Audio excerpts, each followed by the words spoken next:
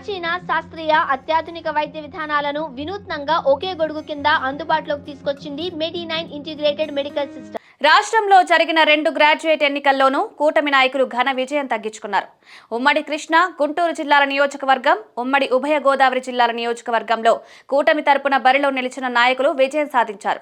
అది కూడా 2 లక్షల ఓట్ల మెజారిటీ దక్కించుకున్నారు. ఇదేమీ చిన్న విషయం కాదు. వైసీపీ చెప్తున్నట్టు ప్రజల్లో వ్యతిరేకత ఉంటే ఇది సాధ్యమవుతుందా అనేది ప్రశ్న.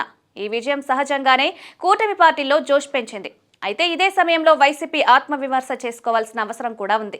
ప్రభుత్వం ఏర్పడి 9 మాసాలు కూడా కాకుండానే ఏదో జరిగిపోయిందని ప్రజలంతా ఏవగించుకుంటున్నారని వైసీపీ నాయకులు చెప్తున్నారు.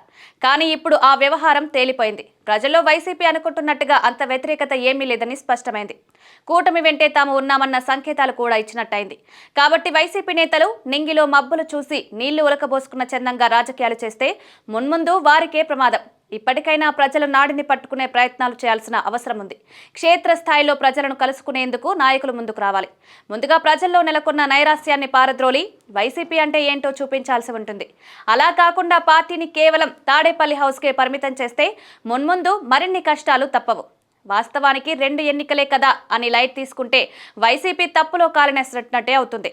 మొత్తంగా 4 ఉమ్మడి జిల్లాల పరిధిలో జరిగిన ఎన్నికలు కావడంతో బలమైన టీడీపీ వాదన ఎలా ఉందో కూటమికి ఇక్కడి ప్రజలు లక్షల సంఖ్యలో ఎలా పట్టం కడుతున్నారో వైసీపీ తెలుసుకుని దానికి అనుగుణంగా తమ ప్రణాళికలు రూపొందించుకుని ముందుకు సాగాల్సిన అవసరం ఉంది. పరిస్థితి యథాతథంగా అలానే ఉండిపోతుందనడంలో ఎలాంటి సందేహం లేదు.